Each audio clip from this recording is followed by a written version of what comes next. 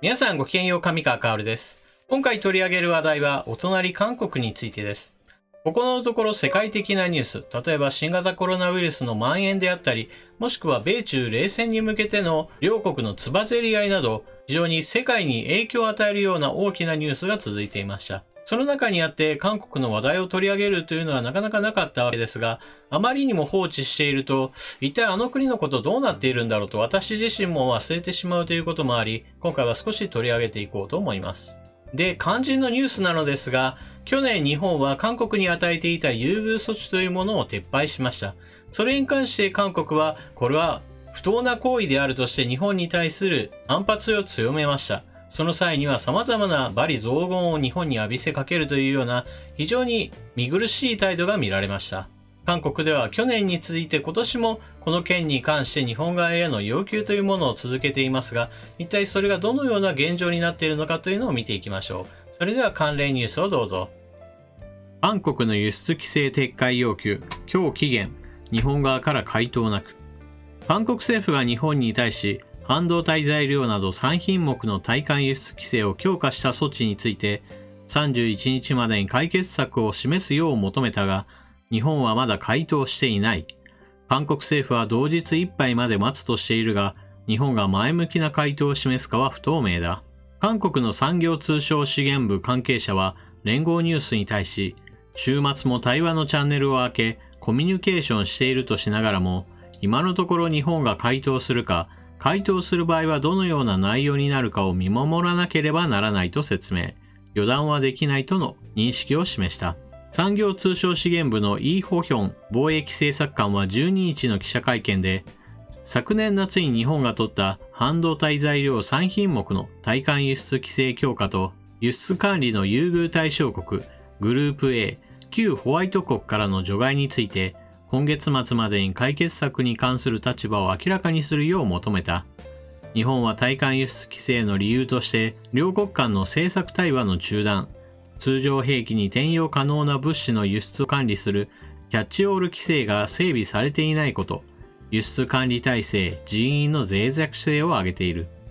韓国政府は日本側が提起した問題をすべて改善しており、輸出管理強化措置を維持する理由はないと主張している。ただ、日本が前向きな立場に転じる可能性は高くないとの見方が多い。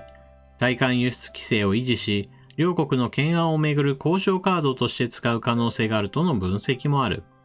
日本が回答しない場合、韓国政府がどのような措置を取るか注目される。世界貿易機関 WTO 提訴の手続きを再開する可能性もある。韓国政府は昨年、日本側の措置は不当として WTO に提訴し、両国は二国間協議を行った。だが、昨年11月22日、韓国が日本との軍事情報包括保護協定 GSOMIA の終了通告の効力を停止させ、WTO 提訴手続きも停止した。韓国政府が GSOMIA の終了というカードを切る可能性もある。だが、韓国政府が昨年8月に GSOMIA 終了を通告したことに対し、アメリカが韓国側を強く批判したことを考えると、可能性は低いと見られる。韓国の政府関係者は、日本の立場を確認した後、総合的に考慮し、今後の出方を判断すると述べた。日本政府の動きを伝えるニュースというものが検索しても出てこなかったので、誰かこの件について話している自民党議員はいないかと思って探してみました。佐藤正久議員がこの件についてこのようなコメントを残しています。韓国は分かっていない。輸出管理は期限を区切ってどうこうするものではない。韓国の輸出規制撤回要求今日期限、日本側から回答なくの件について、日韓の貿易管理当局間の間で、韓国側がしっかりと管理体制を整備して、それに基づき実績を積み重ねれば、輸出管理が元に戻るだけ。このニュースの発端となった出来事について簡単にまとめると、日本から韓国へと半導体製造に必要な物資というものが輸出されていました。これらの物品が軍事転用可能な物質であり、この管理は厳重にしなければなりません。ところが韓国に渡ったこれらの物品というものがどこかに流れている疑いというものが非常に強くありました。しかし、この件に関して日本側から韓国に問い合わせをしたとしても、担当者がいないなぁといったようなとぼけたことを言って、日本側への回答というものをはぐらかし、その間にもどんどんと輸入を進めるというような不誠実な態度が韓国側にありました。そして韓国自身もそれらについて一体どこに行ったのかわからないなといったような態度を取り続けたために、最終的には貿易に関しての優遇措置というものを失ったのです。ですからこの記事の中にあるように、何か日本側が規制を強化したわけではありません。本来の言葉で言うならば、適正化したという言葉が最も当てはまる出来事です。しかし韓国側は、自分たちに与えられていた特権というものが奪い去られたということにひどくプライドを傷つけられたのか、未だに日本側にネチネチと食い下がっているようなことがこの記事からもわかります。しかし、この記事の反応として日本政府の動きを探したのですが、今のところ検索上には上がってきません。そこで今回取り上げたように佐藤議員の言葉を借りるとすれば、韓国側は一体何を日本に求めているのだ、かなり筋違いな話だというのが、まさに返答としては一番良い言葉だと言えるでしょう。そもそもこの件で日本側が韓国に与えていた優遇措置というのは、日本側の判断で与えていたものであり、決して韓国側がほら、私たちに特権をよこせと言って分かりました、与えますよといったそういった形ではありません。あくまでも決めるのは日本側の方であって、韓国側の決める話では一切ありません。ですから韓国側が、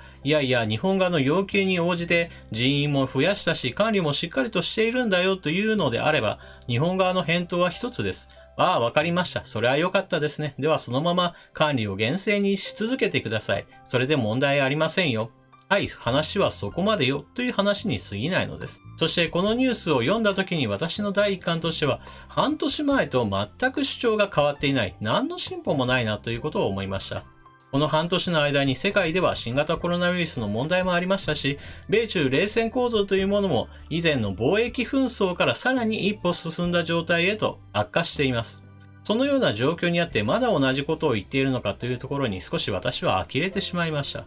そしてこの半年の間に韓国ではこの半導体製造に必要な物品について我が国の企業がこれの生産に成功したんだからもう日本への依存というものをしなくてもいいといったようなかなり嬉しがったニュースというものも何件か流れていたように思います。そのようなニュースが流れていたのですから今更この問題に関して我々に優遇措置をもう一回というそういったおかわりを要求する必要は全くないのです。以上のようなことから今回の件に関して日本側が何か反応しなかったというのは私は非常に正しい判断だったと思います。それこそ私が言ったように管理体制が韓国側で良くなったのであれば良かった良かったと褒めるぐらいでそれ以上話を何かする必要は私は全く必要ないと思います。そして毎年定期的に韓国側の管理というものがしっかりできているんですかというのも話し合うそういった場を設けさえすれば問題ありません。何も韓国に対して貿易の優遇措置というものを与える必要は全くないでしょう。といった具合で韓国についての話題というものはこの辺りにした方がいいでしょう。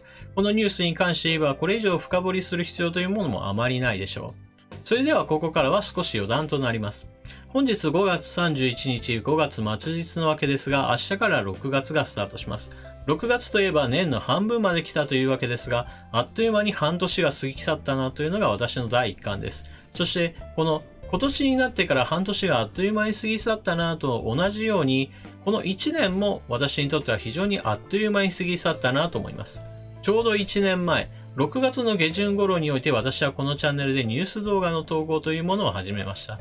その頃のチャンネル登録者数は確か100人とか200人とかその程度だったと思います。その頃私がしていたのはゲーム実況の動画というものを上げるといったことをしていました。ほとんど見ている人はいなかったわけですが、そこからのチェンジで今のニュース系動画というものを作り始めました。最初のうちはそのように視聴者数が少ないので、私の好きなように喋ろうといったスタンスで政治的な発言をするものでした。しかし、そのニュース系の動画を作っていく中において、多くの人々が私の動画への評価をしてくれました。そして、チャンネル登録者数もそれこそ100人、200人といったレベルから現在の9万人レベルまで膨らみました。このことからもわかるように、情報というものは確かに溢れています。テレビをつければ必ずのように、ワイドショーは何時間も何時間もいろいろな話題を取り扱っていますし、新聞もあれば週刊誌もあります。そしてネットなどにおいても様々なニュースは飛び交っています。しかし、これほどの情報が流れているにもかかわらず、その情報の中から一体どれを見ようか、もしくはその情報がどんな意味を持っているのだろうか、といったようなニュースの価値づけであったり、ニュースの中身についての詳細を知りたいなと思っても、どのように噛み砕けばいいかよくわかんないなといったこともあるのでしょう。そういった意味において、私の考えを通して、そういった考え方もあるのか、といったような、ニュースの楽しみ方の一つに私のチャンネルを加えてくれている人が多いことに私はとても喜んでいます。明日から6月、この6月というのはニュース系動画を作り始めてから1周年にあたるわけですが、これだけでは1年で終わるつもりはありません。ここから先1年、2年、3年、4年と続けていく中で、より多くの人々に私の考えというものを聞いてもらいたいと私は思っています。そして、これまでチャンネル登録して聞いてきた人に対しても、同じようにこれからの1年だけではなく、この先もぜひとも私の考えを聞いてもらえると嬉しいです。それではこれからもよろしくお願いします。そしてそのためにもぜひともチャンネル登録していって、これからも私の動画を見ていってくれると嬉しいです。それでは次の動画でまたお目にかかりましょう。またね。